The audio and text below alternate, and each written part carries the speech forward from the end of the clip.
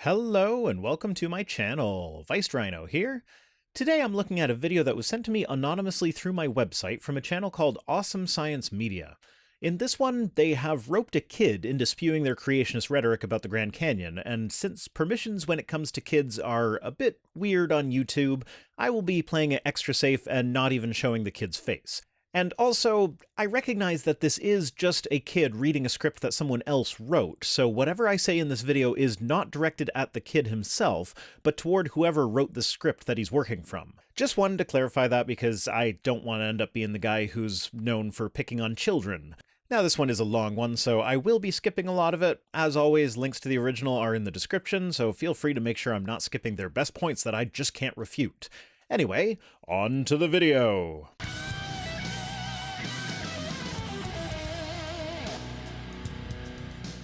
The most fascinating part about the canyon is how we can see thousands of feet of sedimentary layers laid down during the flood. I know what I'm about to say kind of undermines everything else that they say in their video, but the strata in the Grand Canyon were most definitely not laid down in one single year-long flood event.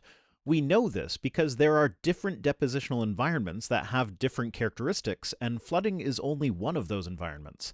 There is no way most of the rock in the Grand Canyon would have been able to form in a worldwide flood. But let's just look at the Redwall limestone. Geologists can tell that the older portion of the Redwall limestone was formed in a warm, shallow sea. It's an organic limestone, which means it was formed from the remains of actual living organisms, mostly marine creatures that use calcium carbonate from the water to form shells. Geologists can even tell when limestone was formed in calm or turbulent waters, and the layers that make up the Redwall limestone would have needed relatively calm and consistent conditions in order to form. There are areas that had to have been formed by tidal action. There are areas that show a transition from marine to beach. There's also the fact that we don't just see rocks, we see organisms that lived during the time that the rocks were formed. As you transition between older and younger rock layers, you can follow the change in ecosystem that went along with the change in time. The Redwall limestone started its life as a shallow marine ecosystem that was protected from storms in the Middle Mississippian period, to an uplifted drainage area in the Late Mississippian that eroded part of the limestone formation. And this is just one relatively small segment of the Grand Canyon strata. There are all sorts of other depositions, each coming with its own depositional environment, each of which would have had its defining characteristics wiped out in a worldwide flood. For more information, check out my video on the evidence for evolution found in geology. When you walk through the park, signs are up all over the place saying that the canyon was formed over millions of years. Why? Because it was? I mean, I have a book called Lies Across America that is all about how untrustworthy some of these historical marker signs can be, so don't take a sign's word for it. But the Grand Canyon is one of the most well-studied geological sites in the world. The rocks of the various layers have been dated multiple times using multiple dating methods by multiple independent scientists, and assuming the signs get it right, these are the numbers that they consistently come up with. Because secular scientists believe that slow geologic processes and evolution occurred over millions of years. Well, they did, but evolution is not why we consider the Grand Canyon to be old. James Hutton was one of the first geologists to suggest old ages for the Earth, and he thought the Earth was not just old, but infinitely old, with the rock cycle continuing on indefinitely into the past. He was wrong, of course, but he laid the groundwork on which modern geology was built, and he did it about a century before Darwin would describe evolution by natural selection. Creationists always get this backwards. We don't think the Earth is old in order to make room for evolution. Rather, the conclusion that the Earth is old is what made room for evolution as the mechanism for the diversity of life in the first place. Evolution and millions of years are a part of the religion of secular humanism. You've got the cause and effect reversed there. It's not that evolution is a fundamental part of the religion of secular humanism, it's that secular humanism values science-based explanations, and evolution is one of the most scientifically supported theories that there is. In the same way, creation and thousands of years are a part of biblical Christianity. I know several Bible-believing Christians who would disagree very strongly with that statement. This is, again, the us versus them mentality. If you accept evolution, you can't be a Bible-believing Christian because creation a few thousand years ago is a fundamental principle for biblical Christianity. That's just flat out not true, and it's a really good way to ensure that your religion continues to shrink. It's quite common that someone raised as a young Earth creationist will grow up, become curious about the science, look into it, and realize that young Earth creationists rely entirely on removing context from any science they present, and removing most of the nuance from the parts of the Bible that they insist on taking literally. Evolutionary geology says that the present is the key to the past. I don't think evolutionary geology is a thing. I mean, most of what I find when I search for the term evolutionary geology is creationist material with a few articles talking about Charles Lyell's relationship with Charles Darwin, or about how geology can give us insight into certain evolutionary events like bottlenecks. If a genetic bottleneck shows up in several different species around the same time, then geology can help us pin down exactly when this time would be if the bottleneck was caused by an event that would show up in the geologic records, like, for instance, an asteroid impact that left a layer of iridium in the same spot across the entire planet. In other words, the processes we see today are what formed the past over long periods of time. Yeah, that sounds reasonable. We see deposition, we see erosion, we see volcanic activity, we can simulate the lithification process. All of these things are well understood as they are happening now, and we have no good reason to believe they happened any differently in the past. In fact, the depositional environments that we see today can be seen throughout the geologic strata. You can find river deltas, alluvial fans, lakes, windblown sand, rivers, and yes, even floods. But the thing is, these things are spread out both horizontally and vertically through all the different strata, and we know enough about the processes of flooding, deposition, and lithification that we can be fairly certain that one global flood would produce one big conglomerate layer that would be pretty well sorted with the larger grains toward the bottom and the fine grains toward the top. But that's not what we see anywhere, so a worldwide flood can be ruled out. By doing this, they're saying that there were no catastrophes in the past, like the flood of Noah's day. No, not at all. The geologic record is often a record of catastrophes. Volcanoes, floods, earthquakes, asteroid impacts, devastating climate change, they're all there, leaving clues in the rocks. Just because geologists don't suggest that the laws of physics change to support their ideas, doesn't mean they ignore catastrophes. Here at the Grand Canyon, they say the small Colorado River formed this huge canyon given enough time. Yep, erosion's a hell of a thing, ain't it? But some scientists, even though grudgingly, are having to reinterpret their thinking. I always love these appeals to some scientists. Like, I am unaware of any scientist who is grudgingly reinterpreting the data in a way that suggests it was a worldwide flood. There are either scientists who accept the facts and know that it wasn't a worldwide flood, or there are creationist scientists who are not grudgingly young Earth creationists. Usually they are enthusiastically young Earth creationists. There are suspicions that the Colorado River couldn't have formed the Grand Canyon all by itself. For instance, where the river started is lower than what it went through. Can a river go uphill? I don't think so. Yeah, that is a partially unanswered question. It is thought that there might have been other bodies of water that helped with the carving of the Grand Canyon in the past, but there's also the fact that continental uplift has happened, and not just in the Grand Canyon, but all across the West Coast, we have examples of rivers cutting through mountain ranges. This is something that would not be possible if the mountains were created during the flood, as many creationists think. If, however, the mountains rose slowly over millions of years, then it's fairly easy to see how a river could cut a passage through them. We're still not entirely sure how the Colorado River cut through the high spots in the Kaibab Plateau, but that's because scientists are being honest about it. If they were just trying to make it look like it's millions of years old when it isn't, it would be easy enough just to attribute it 100% to continental uplift, nothing more. After all, there are other rivers cutting through mountains that we know were formed because of a very gradual uplift of the mountains, so why not the Colorado River and the Kaibab Plateau? But at the end of the day, there is no reason to think that a combination of geologic processes that are well documented couldn't have created the Grand Canyon in a similar fashion. We just haven't quite figured out what that combination is yet.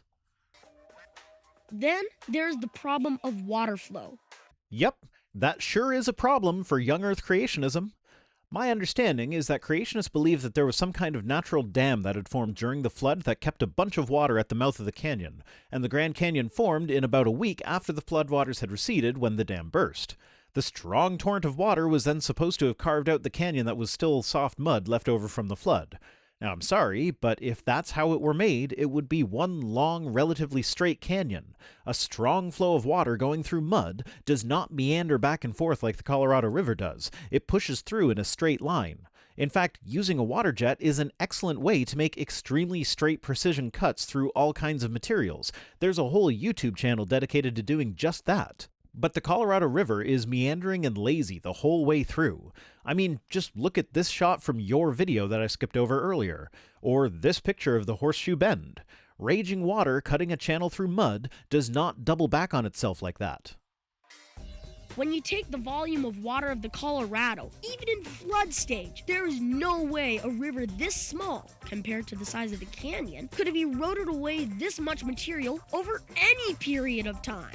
Fun fact, did you know that the Grand Canyon is actually growing wider faster than it's growing deeper? Though I'm not likely to grow anymore, except sideways. A lot of the width of the canyon comes from tributaries that feed the Colorado River from the sides. The rock at the bottom of the Colorado River is now a lot harder than the sedimentary rock that makes up much of the sides of the canyon. So these tributaries are eroding the sides of the canyon a lot quicker than the Colorado is cutting it deeper. In other words, nobody thinks that the Colorado River itself is the only force at work in carving the canyon. We don't see it today. It's wishful thinking. Wait, wasn't the argument not all that long ago that scientists only focus on what they see today as being the processes responsible for the record of the past? Evolutionary geology says that the present is the key to the past. In other words, the processes we see today are what form the past over long periods of time. Make up your mind. But that being said, we do see it today. Like I said, the canyon is currently getting wider. Yeah, it happens slowly, but it does happen. And finally, because of gravity, a river always erodes downwards. Floods do come and change the direction of a river. Okay, that right there. Did you see what that water is doing? It's cutting through mud in a straight line. Can you find me an example of a torrent of water cutting through mud like that, but suddenly reversing itself, as in the Horseshoe Bend? When has water ever behaved in such a way? The Bible tells us that around 4,500 years ago, God was grieved that he had made man because of these three things. He was bent toward violence, evil intent, and was wicked at heart. Well, then that raises the question, how is it possible for an all-knowing, all-powerful God to have regrets? He knows what the results will be from any of his actions, and he has the ability to make the results conform to his desires. So why would he create mankind in a way that would cause him to regret doing so and needing to start over? Free will doesn't cut it here. God clearly was not happy with how his creation had turned out, so he needed to wipe it out and start fresh. Free will doesn't come into that equation. He could have started out with Noah and his family rather than Adam, since after Noah it was at least acceptable for not flooding. Regret, by definition, is wishing something in the past could have been done differently. Isn't God supposed to be outside of time? How can events of the past have such an effect on a timeless being? And then the character of God goes through character development with the story of the flood. He saw what he did and how much devastation he had wrought, and he learned his lesson. Next time I'm angry, I won't kill everything with a flood. Here's a rainbow that will remind me not to be quite so murdery next time. God learns his lesson. Weird thing to happen for a being that was supposed to have been perfect from the start. And the Lord was sorry that he had made man on the earth. See? There. Right there. How can God be sorry for anything? To be sorry is to recognize that you did something wrong. But God is supposed to be perfect, so is incapable of doing wrong. Yet here it is, right in the Bible, saying that he was sorry. The earth went through a catastrophe like it had never seen before. All life was destroyed beneath those waters. As it would be if such an event actually took place. Which then leaves us with still more questions. How did the marine animals survive? You know, the ones that need salt water to live? You're talking about dumping more than twice the amount of water that is currently on the Earth into the oceans. It was rainwater, was it not? So it would have diluted the salt and killed the marine creatures. Unless this rainwater was miraculously saltwater, in which case it would have salinated the freshwater, killing all the freshwater organisms. Not to mention the plants, how did they survive? If the floodwaters rose to 15 cubits above the highest mountain, then how did an olive tree on Mount Ararat survive? Mount Ararat is about 3.7 kilometers shorter than Mount Everest, so this olive tree somehow survived a global flooding that buried it to a depth of 3.7 kilometers. Even if you claim that the tall mountains formed after the flood, and so the highest mountain before then would have been Mount Ararat, we're still talking about a tree somehow surviving under 8 meters of water, that even if it were fresh water being dumped on the Earth, the influx of salt water from the oceans would still have had enough salt to essentially render all the land completely infertile. Bury a tree under 8 meters of salt water sometime and see if it's still alive after several months. While the water covered the entire Earth, continents moved under the oceans. Yet another source of massive destruction that would have rendered the planet completely uninhabitable. As the catastrophe began to wind down, the moving continents came to a stop, buckling rock layers and pushing up mountains thousands of feet high in just days. Okay, so you do hold to the mountains didn't really exist until after the flood thing. Cool. Remember earlier when I mentioned that rivers have cut channels through mountains as they slowly rose? I would be curious to hear the creationist model for how that could happen in just days. Seems to me like a mountain rising in the middle of a river in such a short period of time would move the river rather than the river cutting through the mountain. Water that ran off the continents caused huge sheet erosion, pulling silt and soft soil into the oceans. And since all of the other deposition that happened during the flood is still not lithified at this point, it would then mix in with it to form one massive layer of conglomerate rather than the well-defined thousands of individual layers representing a myriad of ecologies that are actually there. The post-flood Earth was drastically different from before the flood. Mankind, except for Noah and his family, were wiped out. And so now we have the second instance in the Bible of the entire human race being the result of massive amounts of inbreeding that definitely would have left a mark on our genomes, but somehow did not. It was God's judgment upon the earth for sin and rebellion. Okay, but the Bible makes it clear that all have sinned and fall short of the glory of God. And this is post-flood people that it's talking about. It also makes it quite clear that anyone who doesn't believe in God is just suppressing their belief in rebellion. So it didn't end up turning out any better than before the flood, which then begs the question, why flood the earth? Did God not know that it wouldn't make anything better? And also, let's look at the picture that you're showing here while discussing the people that were so bad that God had to kill them all. We see two guys robbing what looks to be a shopkeeper. I assume that fanny pack there is for storing his money. So, are we supposed to feel bad for this shopkeeper and recognize how evil the two guys robbing him are? But the shopkeeper gets drowned in the flood too, according to the Bible. Every thought of every man was wicked continually. Was this guy having wicked thoughts while being robbed? Is not wanting to get robbed a wicked thought? Realistically, God's punishment for everyone's wicked thoughts is to kill them all and send them to eternal torture. So is this supposed to be a better outcome than to just let them all live their lives normally, where clearly they did do normal things occasionally, like run their various shops?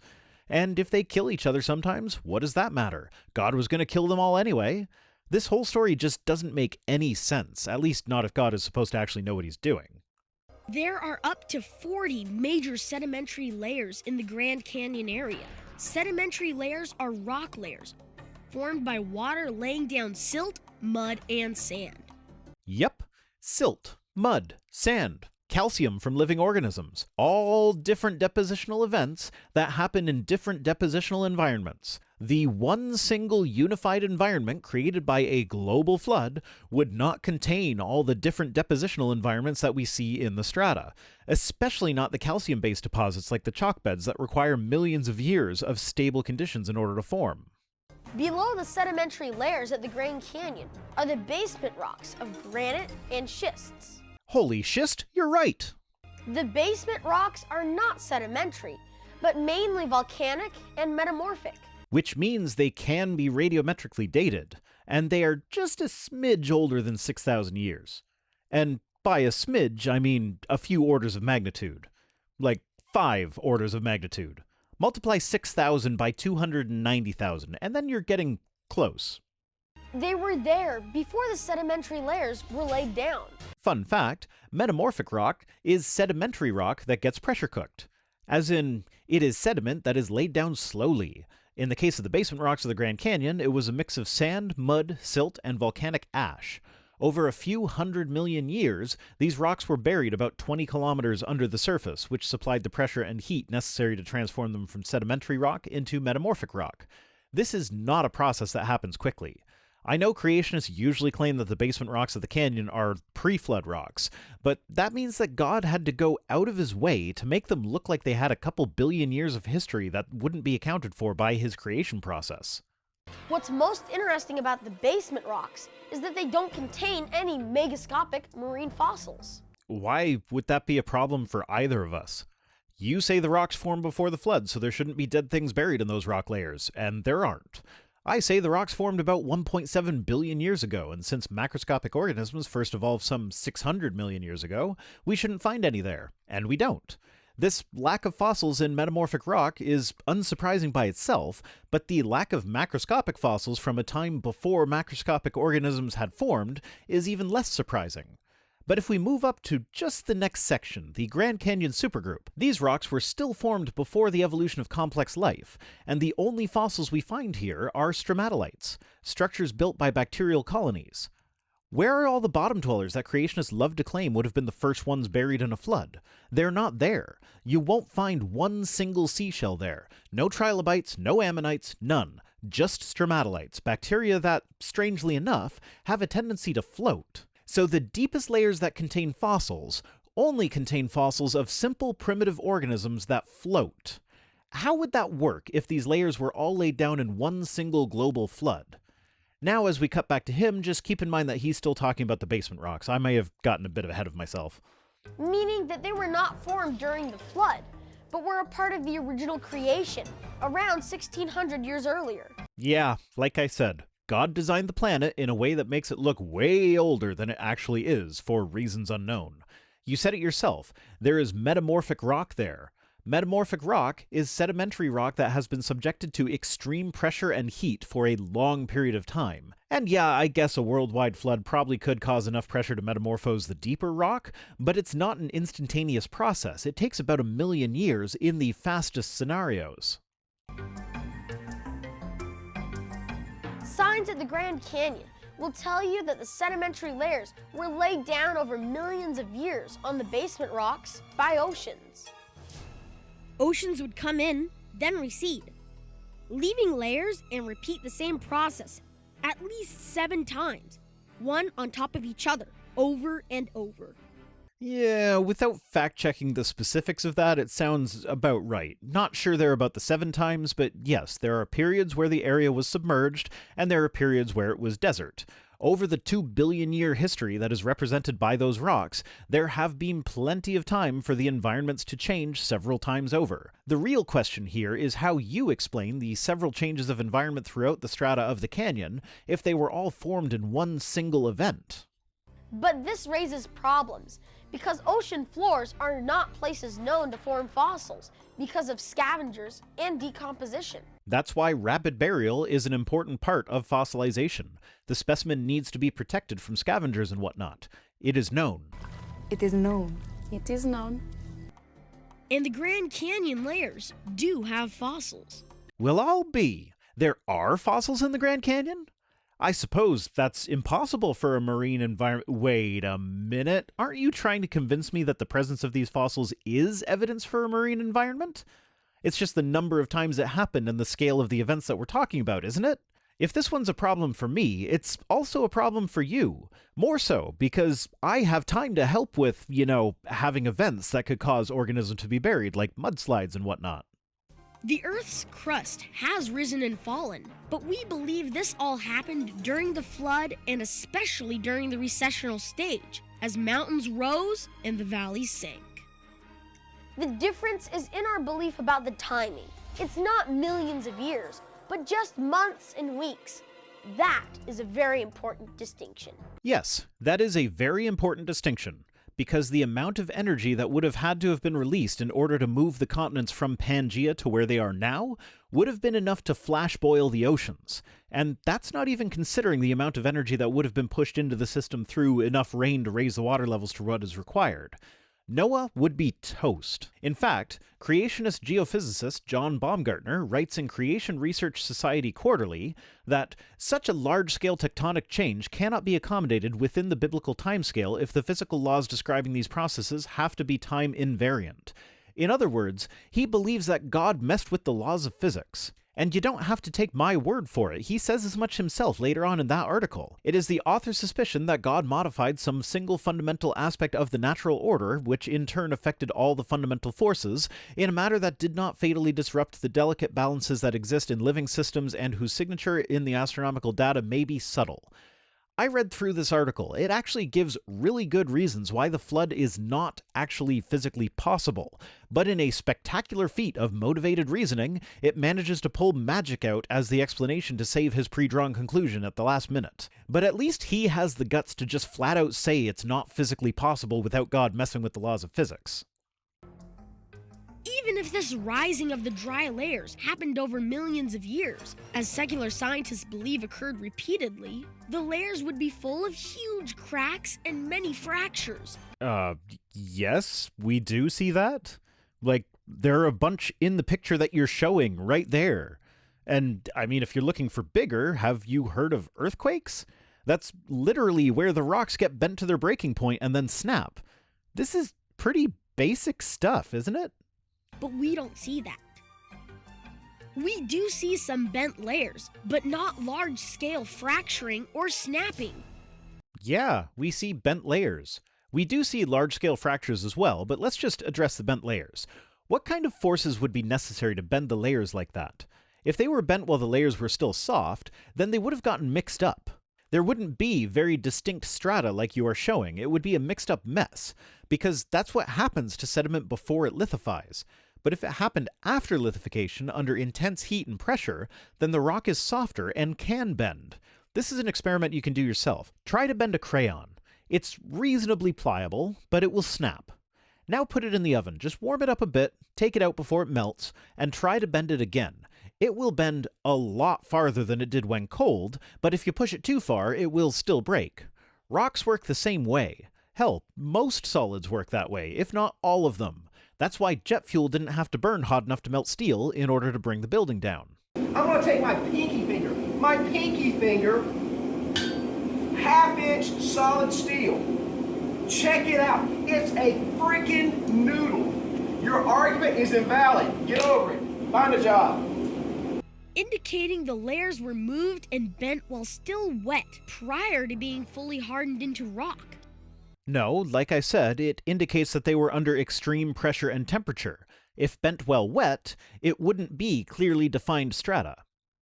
During the recession stage of the flood, many areas of the Earth's surface were going through great uplifting or sinking. Okay, check your Bible. Genesis 8:4 must clearly state that there was continental uplift and whatnot going on. So let's see. And in the 7th month, on the 17th day of the month, the ark came to rest on the mountains of Ararat.